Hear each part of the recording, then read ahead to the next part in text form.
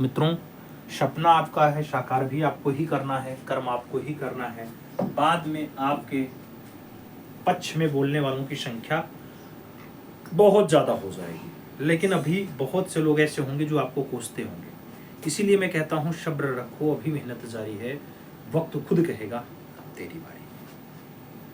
बाल ठाकरे 1926 में जन्म, 2012 में दुखद निधन होता है। बाल ठाकरे का पूरा नाम बाल केशव ठाकरे होता है। बाल ठाकरे का जन्म 1926 में महाराष्ट्र में हुआ। कहाँ पे हुआ? महाराष्ट्र में हुआ। बाल ठाकरे महाराष्ट्र के एक प्रसिद्ध राजनेता थे और वो शिवसेना नाम से एक हिंदू राष्ट्रवादी दल के संस्थापक भी। मित्रों, यही शिवसेना जिसके बलबूते इनके पुत्र उद्धव ठाकरे अभी कुछ दिनों पहले लगातार 3 साल तक मुख्यमंत्री रहे हैं, इसी महाराष्ट्र के उद्धव ठाकरे इनके पुत्र हैं। आगे चला जाए। बाल ठाकरे मराठी भाषा में सामना नामक समाचार पत्र महाराष्ट्र से निकालते थे। मित्रों याद रखिएगा, कौन सी भाषा में? मराठी भाषा में। कौन सा समाचार पत्र? सामना। बाल ठाकरे अपनी जीवन सफर का एक कार्टूनिस्ट के रूप में शुरुआत किया। ये लाइन आपकी परीक्षा में पूछी जा चुकी है। कौन सा ऐसा कलाकार जो अपने जीवन की शुरुआत एज अ कार्टूनिस्ट के रूप में स्टार्ट किया? इन विकल्पों में यही लाइन आपसे पूछा गया था। नाम में बाल ठाकरे ऑप्शंस दिखाई दिया था, वही सही जवाब बना था। याद रखिएगा। आगे चलते हैं। अगला पॉइंट आपसे कह रहा है, आजीविका हेतु बाल ठाकरे ने अपना जीवन मुंबई के प्रसिद्ध समाचार पत्र फ्री प्रेस जर्नल में कार्टूनिस्ट के रूप में स्टार्ट किया था। सोचो, रोटी पानी के लिए, स्टार्टिंग के लिए कहां पे? फ्री प्रेस जर्नल में एज अ कार्टूनिस्ट के रूप में कार्य किया। समय नहीं भूलना चाहिए, इसीलिए कहा जाता है मित्रों, अहंकार विनाश की जननी है। अगर अहंकार आ जाए तो समझ लो विनाश स्टार्ट हो गया। इन्हीं के पुत्र हैं उद्धव बाला साहब ठाकरे। आप जानते हैं, थोड़ा सा अहंकार आया, अहंकार पतन का कारण होता है। अहंकार तो बहुत बड़े वाले को भी आ गया था। देश में 400 पार का नारा आ गया था। आप जानते हैं अहंकार विनाश की जननी है। फिर सिमट गए, अच्छे सिमट गए तो फिर हम और आप किस खेत की मूली है, इसलिए अहंकार नहीं रखना चाहिए। आगे कहा गया मित्रों, बाला साहब ठाकरे समाचार पत्र में एज अ कार्टूनिस्ट के रूप में कार्य किए। बाल ठाकरे ने बाद में प्रेस की नौकरी से त्यागपत्र देकर के अपने भाई के साथ एक कार्टून साप्ताहिक मार्मिक की भी शुरुआत की। इस मार्मिक पे भी आप स्टार लगाइएगा। मार्मिक की स्टार्टिंग बाल ठाकरे ने किसके साथ की? तो अपने भाई के साथ मिलकर के स्टार्ट किया। अपने भाई के साथ स्टार्ट किया। बाल ठाकरे के जीवन और उनके आदर्श से प्रेरित होकर के फिल्म निर्माता स्वप्ना पाटकर, कौन? स्वप्ना पाटकर ने अतुल काले के निर्देशन में, किसके निर्देशन में? अतुल काले, क्योंकि यहाँ पे निर्देशक का नाम पूछता है फिल्मकारों के। अतुल काले के निर्देशन में 2015 में एक मराठी भाषा की फिल्म आती है बालकडू का निर्माण किया। निर्माता कौन? स्वप्ना पाटकर। निर्देशक कौन? अतुल काले। फिल्म कब आई? 2015। किसके आदर्श और किसके जीवन पे आधारित है ये बालकडू? तो ये बाल ठाकरे के जीवन पे आधारित है बालकडू फिल्म। याद रखिएगा मित्रों, परीक्षा में पूछा जाएगा। कोई एक लाइन पूछ लेगा, फटाक से 4 नंबर पक्का हो जाएगा।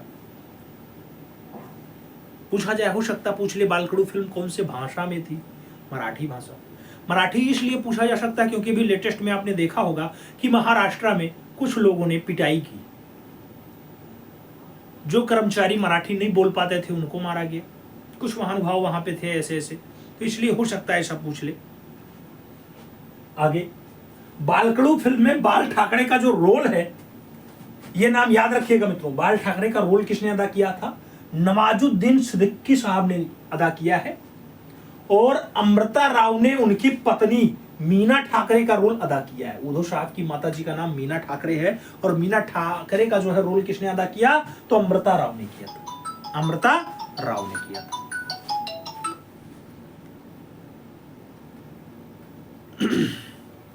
आगे चलते हैं मित्रों, बाल ठाकरे साहब की मृत्यु की बात हो गई, तो बाल ठाकरे साहब की जो मृत्यु है 2012 में कहां पे हुई, मुंबई में हुई। मुंबई में ही जन्म हुआ, मुंबई में ही दुखद निधन हुआ। जन्म 1926 और मृत्यु 2012। याद रखिएगा मित्रों, एज कार्टूनिस्ट के रूप में फेमस रहे, राजनेता के रूप में भी फेमस रहे। इनकी बालगड़ू फिल्म आपको याद रखनी है और फ्री प्रेस जर्नल में कार्टूनिस्ट के रूप में भी कार्य किए, ये भी याद रखना है। कार्टून साप्ताहिक मार्मिक भी इनकी याद रखना है। उसके साथ आप जानते हैं अतुल काले साहब के निर्देशन में 2015 में मराठी भाषा में एक फिल्म आती है बालखड़ू, इसको भी याद रखना है। पूछा जाए बालखड़ू में बाल ठाकरे का जो है रोल किसके द्वारा अदा किया गया, तो आप नवाजुद्दीन सिद्दीकी साहब को याद रखिएगा। और पूछा जाए इनकी वाइफ यानी मीना ठाकरे का रोल किसने अदा किया, तो अमृता राव के द्वारा फाइनली इसका भी रोल अदा किया गया है। तो ये सारी बातें हैं मित्रों। आगे चलेंगे, एक नाम और आएगा, Mario Miranda. Mario Miranda, Mario Miranda की अगर बात आती है 1926 में जन्म, 2011 में दुखद निधन होता है। तो इनका टाइम पीरियड 1926 से 1011 है। मारियो मिरांडा का जन्म 1926 में दमन में हुआ था। मारियो मिरांडा का जो पूरा नाम है मारियो डी मिरांडा है। तो क्या पूरा नाम है, मारियो डी मिरांडा है, मारियो डी मिरांडा है, मारियो डी मिरांडा है। मारियो मिरांडा एक व्यंग्य चित्रकार कार्टूनिस्ट के रूप में जाने जाते हैं। मारियो मिरांडा की शुरुआती शिक्षा बेंगलुरु में संपन्न हुई। कहां पे पढ़े, बेंगलुरु में पढ़े। मारियो मिरांडा की पत्नी का नाम हबीबा मिरांडा मित्रों, हबीबी या हबीबा, कई बार हबीबा लिखा मिला है, कई बार हबीबी। तो हबीबी मिरांडा या हबीबा मिरांडा किसकी पत्नी का नाम है मित्रों, मारियो मिरांडा की पत्नी का नाम होता है। आगे चला जाए तो कार्टूनिस्ट मारियो मिरांडा का व्यंग्य चित्र सर्वप्रथम इलस्ट्रेटेड वीकली ऑफ इंडिया में जो है प्रकाशित हुआ था। मारियो मिरांडा के जीवन पर आधारित आत्मकथा पुस्तक आती है life of Mario. Life of Mario किसकी आत्मकथा है मित्रों, मारियो मिरांडा की आत्मकथा है। और आगे चला जाए तो मारियो मिरांडा के कार्टून कार्य के चित्रण शैली जो है कैसी रही, तो ये सपाट थी मित्रों। मारियो मिरांडा की कार्टून कार्य शैली की जो चित्रण शैली रही है मित्रों एकदम सपाट रही है। कैसी रही है, सपाट थी। मारियो मिरांडा गोवा से संबंधित कलाकार माने जाते हैं। कहां से संबंधित, गोवा। वही गोवा यहाँ मनोहर पर्रिकर साहब रहे, स्वर्गीय मनोहर पर्रिकर साहब, वर्तमान में प्रमोद सावंत जी हैं। आगे चला जाए, भारत सरकार ने 1988 ईस्वी में मारियो मिरांडा को पद्मश्री सम्मान से सम्मानित किया, पद्मश्री सम्मान से सम्मानित किया। और आगे चला जाए, आगे चला जाता है वर्ष 2003 में पद्म भूषण और 2012 में पद्म विभूषण से सम्मानित भी किया गया मारियो मिरांडा को। 2012 में पद्म विभूषण मारियो मिरांडा को मिला, 2003 में पद्म भूषण मिलता है। मारियो मिरांडा ने मुंबई में कार्टूनिस्ट आर.के. लक्ष्मण के साथ रहकर के टाइम्स ऑफ इंडिया न्यूज़पेपर में भी काम किया है। किसके साथ मिलकर के, आर.के. लक्ष्मण साहब के साथ मिलकर। कार्टूनिस्ट मारियो मिरांडा की मृत्यु जो है 2011 में गोवा में हुई है। कहां पे हुई है, गोवा राज्य में हुई है मित्रों। तो ये मारियो मिरांडा का लाइफ टाइम था मित्रों।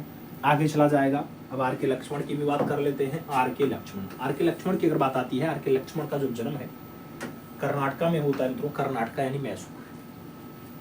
जन्म कब होता है, 1921 में हुआ, 1921 में हुआ। आर.के. लक्ष्मण का जो पूरा नाम होता है वो राशीपुरम कृष्ण स्वामी लक्ष्मण है। नाम आपको याद रखना है मित्रों, राशीपुरम कृष्ण स्वामी लक्ष्मण। हो सकता है आपको यही परीक्षा देखने को मिल जाए, यही नाम पूछ लिया जाए, तो इसलिए आपको याद रखना है। और आगे चला जाएगा तो आगे कहा जा रहा है आर.के. लक्ष्मण को व्यंग्य कलाकार के रूप में जो है ख्याति प्राप्त है, जाना जाता है। व्यंग्य कलाकार के रूप में जाना जाता है आर.के. लक्ष्मण साहब को। आर.के. लक्ष्मण के भाई प्रसिद्ध उपन्यासकार आर.के. नारायणन साहब हैं। कौन है मित्रों, आर.के. नारायणन साहब है। किस रूप में प्रसिद्धि है आर.के. नारायण की, उपन्यासकार के रूप में जाना जाता है। आर.के. लक्ष्मण को द कॉमन मैन नामक रचना और द टाइम्स ऑफ इंडिया के लिए इनके प्रतिदिन लिखी जाने वाली कार्टून श्रृंखला यू सैंड इट के लिए भी जाना जाता है। यू सैंड इट के लिए भी इनको जाना जाता है। और आगे चला जाएगा, आगे कहा जा रहा है प्रसिद्ध भारतीय कार्टूनिस्ट। प्रसिद्ध भारतीय कार्टूनिस्ट का संबंध the times of India newspaper से भी रहा। द टाइम्स ऑफ इंडिया में खूब भरपूर मात्रा में आर.के. लक्ष्मण साहब काम किए।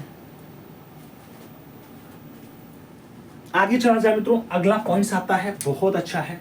आर.के. लक्ष्मण की पत्नी कमला, कौन है? कमला, जो एक प्रसिद्ध भारतनाट्यम नर्तकी के रूप में भी ख्याति रखी। तो कमला जी किसकी पत्नी है? आर.के. लक्ष्मण की। Cartoonist R K. लक्ष्मण को उनकी प्रसिद्ध रचना द कॉमन मैन के लिए भी जाना जाता है। आर.के. लक्ष्मण के व्यंग चित्रों पर ब्रिटेन के प्रसिद्ध कार्टूनिस्ट सर डेविड लॉ का प्रभाव पड़ा। किसका प्रभाव पड़ा? सर डेविड लॉ का प्रभाव पड़ा है। और आगे चला जाएगा, मुंबई की पत्रिका द फ्री प्रेस में कार्य करने के लिए आर.के. लक्ष्मण के सहयोगी बाल ठाकरे रहे। वही बाल ठाकरे जिनको अभी आपने लेटेस्ट में पढ़ा है, उद्धव साहब ठाकरे के फादर जी हैं। मुंबई की पत्रिका द फ्री प्रेस में कार्य करने में आर.के. लक्ष्मण के सहयोगी बाल ठाकरे साहब रहे।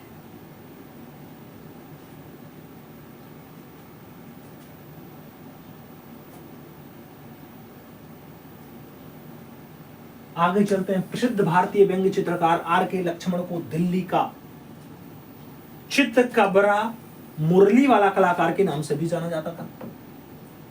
आर.के. लक्ष्मण के प्रसिद्ध व्यंग्य चित्र Swaraj, the Strand, Punch, tie and bits, wide world आदि पत्रिकाओं में प्रकाशित हुआ है।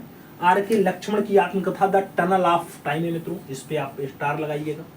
द टनल ऑफ टाइम किसकी आत्मकथा है मित्रों? आत्मकथा मतलब ऑटोबायोग्राफी, जो कलाकार अपने बारे में लिख दे वो होता है ऑटोबायोग्राफी, आत्मकथा।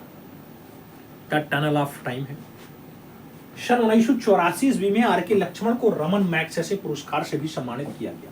रमन मैग्सेसे पुरस्कार आर.के. लक्ष्मण साहब को 1984 में दिया गया है मित्रों। और आगे चला जाता है तो भारत सरकार ने 1973 ईस्वी में 1973 ईस्वी में आर.के. लक्ष्मण को पद्म भूषण सम्मान से विभूषित करती है मित्रों। पद्म भूषण नहीं, विभूषण तीसरा महत्वपूर्ण सम्मान होता है। कब मिलता है? 1973 में भारत सरकार इनको नवाजती है।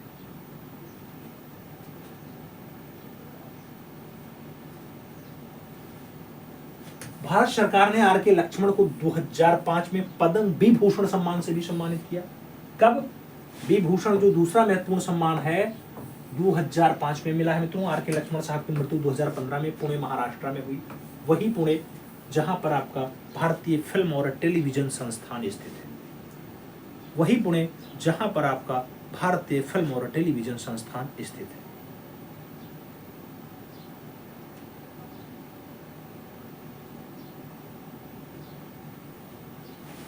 आर.के. लक्ष्मण की प्रसिद्ध व्यंग्य चित्रों की अगर बात करते हैं, the best of Laxman series हो गया। The best of Laxman series के बाद द मैसेंजर्स की बात आएगी, उसके बाद सर्वेंट ऑफ इंडिया की बात आएगी। ये सब बढ़िया बढ़िया व्यंग्य चित्र हैं मित्रों, किसके द्वारा उकेरे गए? आर.के. लक्ष्मण के द्वारा उकेरे गए, जिनकी आत्मकथा द टनल ऑफ टाइम है। जिनकी आत्मकथा द टनल ऑफ टाइम है। तो ये कुछ खास बातें थी आर.के. लक्ष्मण साहब के बारे में।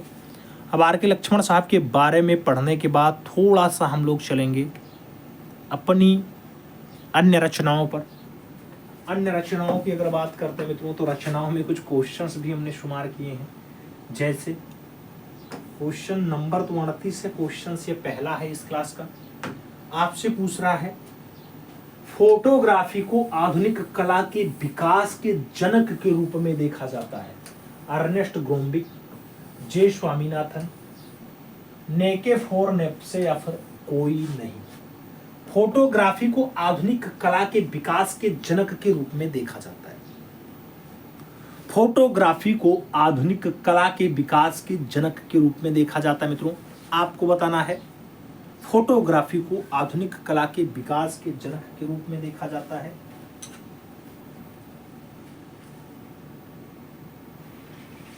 अगर आंसर्स की बात आती है, आप लोग सही जवाब दे रहे हैं, हम देख पा रहे हैं। विकल्पों में एकदम फिट आंसर्स आ रहा है। अगर आंसर्स की बात करते हैं मित्रों, तो आंसर्स जो आपका है अर्नेस्ट ग्रोम्बिच एकदम परफेक्ट आंसर्स है, उसमें कोई इफ बट नहीं लगेगा। तो आपको अर्नेस्ट ग्रोम्बिक के साथ ही आंसर्स लगाना है। सही जवाब फर्स्ट के साथ ही चूज करना है। ए विकल्प आपका राइट आंसर्स जाएगा, first is the right answers बन जाएगा। आगे चला जाएगा, अगला क्वेश्चन आता है, बहुत प्यारा प्रश्न मित्रों, आपसे कह रहा है the story of art. The story of art के राइटर हैं, लेखक हैं अर्नेस्ट ग्रोम्बिच हैं, ग्रिसेल्डा पोलार्क है, नेल्सन गुडमैन है, या फिर यूवरेंटो इको है। The story of art, the story of art के राइटर पूछा गया मित्रों। द स्टोरी ऑफ आर्ट का अगर पूछा जाए राइटर कौन है, इन विकल्पों में जो राइट आंसर्स बनेगा वो अर्नेस्ट ग्रोम्बिच ही बनेगा। तो विकल्प आपका फर्स्ट के साथ जाएगा। अगला क्वेश्चन 40 नंबर आता है, एप्पल इंक का मुख्यालय कहाँ है? एप्पल इंक का मुख्यालय कहाँ है? न्यूयॉर्क यूएसए में है, क्यूपर्टिनो कैलिफोर्निया में है, सैक्रामेंटो कैलिफोर्निया में है, या फिर लॉस एंजल्स कैलिफोर्निया में। एप्पल इंक का हेडक्वार्टर कहाँ है, मुख्यालय कहाँ है? मित्रों अगर एप्पल इंक का हेडक्वार्टर पूछा जाए तो इन विकल्पों में आपका क्यूपर्टिनो कैलिफोर्निया बनता है। क्यूपर्टिनो कैलिफोर्निया आपका परफेक्ट आंसर लगेगा। बी विकल्प आपका सही जवाब बनेगा, B is the right answer बनेगा। आगे चलेंगे, अगला क्वेश्चन आएगा, अगला क्वेश्चन 41 नंबर आपकी स्क्रीन पे ये रहा। अगला क्वेश्चन 41 नंबर है आपकी स्क्रीन पे है, लिंकन मेमोरियल जो एक अमेरिकी राष्ट्रीय स्मारक है और वाशिंगटन डीसी में लोकेटेड है, इसका वास्तुकार कौन है, बनाने वाला? हेनरी बेकन है, डैनियल चेस्टर है, पार्के रल्ले ब्रदर्स हैं, या फिर जूल्स ग्वेरिन है। लिंकन मेमोरियल जो एक अमेरिकी राष्ट्रीय स्मारक है और वाशिंगटन डीसी में लोकेटेड है, स्थित है, इसका वास्तुकार कौन है? इन सभी विकल्पों पर जब आप गौर फरमाओगे तो आंसर आपका हेनरी बेकन के साथ बैठ जाएगा। फर्स्ट विकल्प आपका राइट आंसर बन जाएगा। ए इज द राइट आंसर लगाइएगा। अगला क्वेश्चन 42 नंबर आपकी स्क्रीन पे ये रहा। पूछा गया किस कलावाद में स्पष्ट रेखा और मूल रंगों का समन्वय हुआ है? यथार्थवाद में, सर्वोच्चवाद में, दादावाद में, या फिर लोक कला में? कौन सा कलावाद है जिसमें स्पष्ट रेखा और मूल रंग, स्पष्ट रेखा और मूल रंग का समन्वय देखने को मिलता है मित्रों? तो इन सभी विकल्पों में जो आपका राइट आंसर बनेगा वो फोल्क आर्ट होता है। फोल्क आर्ट यानी लोक कला। तो लोक कलाओं में स्पष्ट रेखाओं का भी प्रयोग है और मूल रंगों का उपयोग भी भरपूर मात्रा में किया गया। तो विकल्प डी के साथ लगेगा, D is the right answer बनेगा। अगला क्वेश्चन 43 नंबर आपकी स्क्रीन पे ये रहा। 43 नंबर क्वेश्चन आपसे कह रहा है मित्रों, किस चित्रकार की कला को लोक कला के रूप में परिभाषित किया जाता है? जे स्वामीनाथन, यामिनी रंजन राय, मंजीत बाबा, या फिर अच्युतम रामाचंद्र? किस चित्रकार की लोक कला को फाइनली, जिसने चित्रकारिता की कला उसको लोक कला के रूप में परिभाषित किया गया? तो इन विकल्पों में भारत के पिकासो, यामिनी रंजन राय एकदम परफेक्ट आंसर्स हैं। विकल्प आपका सी के साथ लग जाएगा, सी इज द राइट आंसर्स बन जाएगा। अगला क्वेश्चन 44 नंबर आपकी स्क्रीन पे ये रहा। पूछा गया किसके चित्रों में पारंपरिक विषय वस्तु और प्रतीकों का समन्वय है? रजनीकांत पांचाल, धनराज भगत, राम किंकर बैज और मंजीत बाबा। किसके चित्रों में पारंपरिक विषय वस्तु और प्रतीकों का समन्वय है मित्रों? पारंपरिक विषय वस्तु और प्रतीकों का जो समन्वय है वो समन्वयकार यहाँ पे बनेंगे मंजीत बाबा। तो आप विकल्प मंजीत बाबा के रूप में दे सकते हैं। डी विकल्प अपना परफेक्ट आंसर बना सकते हैं। D is the right answer हो जाएगा मित्रों। आगे चला जाएगा, 45 नंबर क्वेश्चन आता है। 45 नंबर आपसे कह रहा है किस विधि में एक ही प्लेट से अनेक रंगों के प्रिंट निर्माण की प्रक्रिया पूर्ण होती है? ऑफसेट प्रेस में, वुड ब्लॉक प्रिंटिंग में, मोबाइल टाइप्स में, या फिर विस्कोसिटी कलर प्रिंटिंग में? किस विधि में एक ही प्लेट से अनेक रंगों के प्रिंट निर्माण की जो है प्रक्रिया पूर्ण हो जाती है? तो एक ही प्लेट से अनेक रंगों का प्रिंट कंप्लीट हो जाता है, वो होता है विस्कोसिटी कलर प्रिंटिंग में। विकल्प आपका डी के साथ लगेगा, D is the right answer. आगे चला जाए, 46 नंबर क्वेश्चन आता है। 46 नंबर प्रश्न मित्रों आपसे पूछ रहा है जोगीमारा गुफा कहाँ स्थित है? जोगीमारा गुफा कहाँ स्थित है? पश्चिम बंगाल में, बिहार में, छत्तीसगढ़ में, या फिर उत्तर प्रदेश में? जोगीमारा गुफा मित्रों इन विकल्पों में वही लोकेटेड है जो आपका विकल्प बी के साथ रखा हुआ है। छत्तीसगढ़ परफेक्ट आंसर बनेगा, तो आप बी विकल्प के साथ आंसर लगा सकते हैं। आगे चलेंगे, 47 नंबर आ रहा है। भारत कला भवन संग्रहालय वाराणसी की स्थापना कब हुई थी? 1 जनवरी 1920 में हुई, 11 अगस्त 1921 में हुई, 8 फरवरी 1950 में हुई, या फिर 12 जून 1962 में? मित्रों आपसे पूछा जा रहा है भारत कला भवन संग्रहालय VHU की स्थापना कब हुई? मित्रों आप जानते हैं भारत का कला भवन वाराणसी में है, और भारत का भवन जो है ये आपके भोपाल शहर मध्य प्रदेश में है। तो भारत कला भवन संग्रहालय वाराणसी जो है इसकी स्थापना कौन से डेट को होती है? तो सन 192 होगा, इसलिए डेट होगी 1 जनवरी 1920। सही जवाब बनेगा विकल्प फर्स्ट के साथ राइट आंसर्स लगाओ। अगला क्वेश्चन 48 नंबर आता है। आपसे पूछ रहा है लंदन के ब्रिटिश लाइब्रेरी के बाहर प्रदर्शित विशालकाय कांस्य प्रतिमा है। मित्रों प्रतिमा किसकी है? न्यूटन की है। न्यूटन के मूर्तिकार कौन है? नाम एडुआर्डो पाओलाजी है, विलियम ब्लैक है, रोडिन है, या फिर म्योरेल्लो है? आपसे पूछ लिया गया। लंदन में ब्रिटिश लाइब्रेरी के बाहर एक बड़ी वाली कांस्य प्रतिमा रखी हुई है। मित्रों प्रतिमा न्यूटन के रूप में जानी जाती है, और प्रतिमा किसके द्वारा मेंटेन की गई आपको ये बताना है। न्यूटन प्रतिमा। इन विकल्पों में आपको राइट आंसर फर्स्ट के साथ देना है।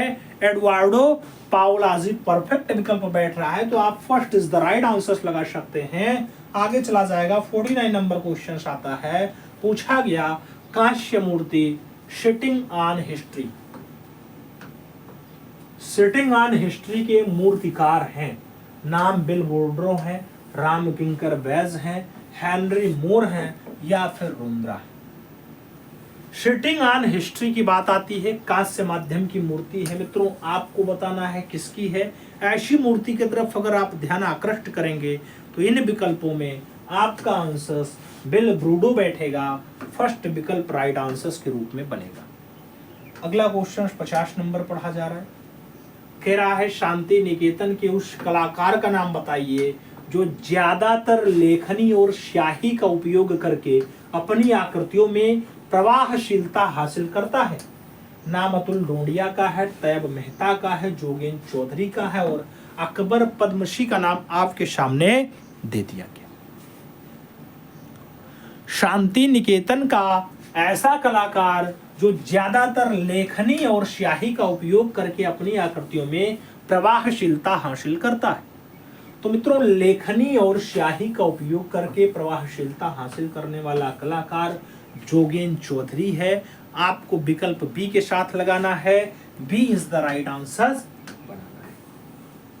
आगे चलेंगे, 51 नंबर क्वेश्चन पूछ रहा है आपसे खजुराहो के मंदिरों का सही कालक्रम है। खजुराहो के मंदिरों का सही कालक्रम है, समयानुसार सही बैठा हुआ है। विकल्प आपके सामने दिया गया है। मित्रों कंदरिया महादेव मंदिर, 64 योगिनी वीर लक्ष्मण फिर पार्श्वनाथ है, लक्ष्मण है, फिर पार्श्वनाथ है, फिर 64 योगिनी, फिर कंदरिया महादेव है। पार्श्वनाथ है, 64 योगिनी है, कंदरिया महादेव, फिर लक्ष्मण मंदिर है, या फिर 64 योगिनी, फिर लक्ष्मण मंदिर, फिर पार्श्वनाथ, फिर कंदरिया महादेव है। अगर काल के क्रमानुसार बैठाया जाए तो खजुराहो छतरपुर में जो ये मंदिरों का सही क्रमानुसार है, काल क्रमानुसार, तो पहले 64 योगिनी, उसके बाद लक्ष्मण, उसके बाद पार्श्वनाथ, उसके बाद कंदरिया महादेव। तो विकल्प आपका जो है फर्स्ट के साथ लगेगा, ए इज द राइट आंसर बन जाएगा। अगला क्वेश्चन आपका 52 नंबर आपके स्क्रीन पे ये रहा। 52 नंबर क्वेश्चन आपसे क्या कह रहा है? 52 आपसे कह रहा है द एक्रोबैट किसकी पेंटिंग है? द एक्रोबैट, द एक्रोबैट किसकी पेंटिंग है मित्रों? आपसे पूछा गया। द एक्रोबैट की बात आती है, 1930 में पेंटिंग बनी, जॉन मीरो की है, वैन गॉग की है, पाब्लो पिकासो की है, एडगर देंगा की है। The Acrobat, the Acrobat 1930 Pablo Picasso perfect answer बैठता है मित्रों। तो आप राइट आंसर सी के साथ लगा सकते हैं। सी विकल्प अपना राइट आंसर बनाइएगा। अगला क्वेश्चन आएगा 53 नंबर होगा, प्यारा प्रश्न होगा, अच्छा प्रश्न होगा। आपसे पूछ रहा है, आपसे कह रहा है असित कुमार हालधार के सबसे अधिक चित्र कहाँ सुरक्षित है? असित कुमार हालधार के ज्यादा चित्र कहाँ रखे हुए हैं? कला भवन शांति निकेतन में है, राष्ट्रीय आधुनिक कला संग्रहालय नई दिल्ली में है, भारतीय संग्रहालय कोलकाता में है, या फिर इलाहाबाद संग्रहालय प्रयागराज में है। असित कुमार हालधार के सबसे ज्यादा चित्र कहाँ रखे हुए हैं मित्रों? इन विकल्पों में आप ध्यान दोगे तो इलाहाबाद संग्रहालय प्रयागराज में आपको दृश्य ज्यादा देखने को मिल जाएगा। विकल्प डी के साथ बैठ जाएगा। D is the right answer लगाओ। अगला क्वेश्चन 54 नंबर आएगा। 54 नंबर क्वेश्चन आपके स्क्रीन पे रहा। आपसे पूछा क्या मित्रों? ललित कला अकादमी नई दिल्ली द्वारा आर्ट जर्नल समकालीन कला का प्रकाशन वर्ष में कितनी बार होता है? 1 बार होता है, 3 बार होता है, 2 बार होता है, या फिर 4 बार होता है? समकालीन कला पत्रिका जो छपती है मित्रों, साल भर में कितनी बार छाप दी जाती है? तो साल भर में 3 बार छापी जाती है, यानी हर चौथे महीने में 1 बार प्रकाशन होता है। विकल्प आपका सी के साथ बैठता है। सी इज द राइट आंसर लगा लीजिए। अगला क्वेश्चन 55 नंबर आ जाएगा। 55 नंबर क्वेश्चन आपसे पूछ रहा है काल ऑफ द मिल,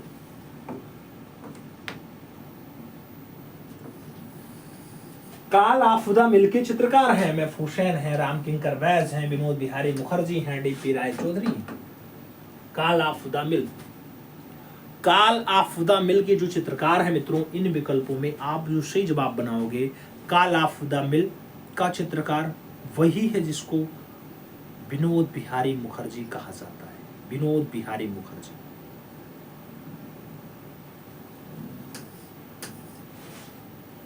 काल of the mill, Vinod Bihari Mukherjee. सही जवाब बनेगा सी। आगे चलेंगे, अगला क्वेश्चन आएगा 56 नंबर होगा, आपके स्क्रीन पे है मित्रों। लाल किले के नजदीक श्री शंकर भाई पटेल किसकी पेंटिंग है? शंकर भाई पटेल की पेंटिंग लाल किला के पास न्यू दिल्ली में किसके द्वारा बनाई गई मित्रों? आपको ये बताना है। एम.एफ. हुसैन ने बनाई, भूपेन खक्कर ने बनाई, जहांगीर छाबरावाला ने बनाई, या फिर राम कुमार ने बनाई है? आपको बताना है। इन विकल्पों में खक्कर दा के नाम से प्रसिद्ध भूपेन खक्कर ने बनाई है मित्रों। राइट आंसर भूपेन खक्कर के साथ जाएगा। She is the right answer बनेगा। अगला क्वेश्चन 57 नंबर आता है। निम्नलिखित में से एक प्रिंट मेकर है, निम्नलिखित में से एक प्रिंट मेकर है। देवराज डकोजी हैं, केशव मलिक हैं, महेंद्र पांड्या हैं, या फिर रमेश्वर ब्रूटा हैं? एक प्रिंट मेकर है। इनमें से कौन एक प्रिंट मेकर के रूप में ख्याति लब्ध है मित्रों?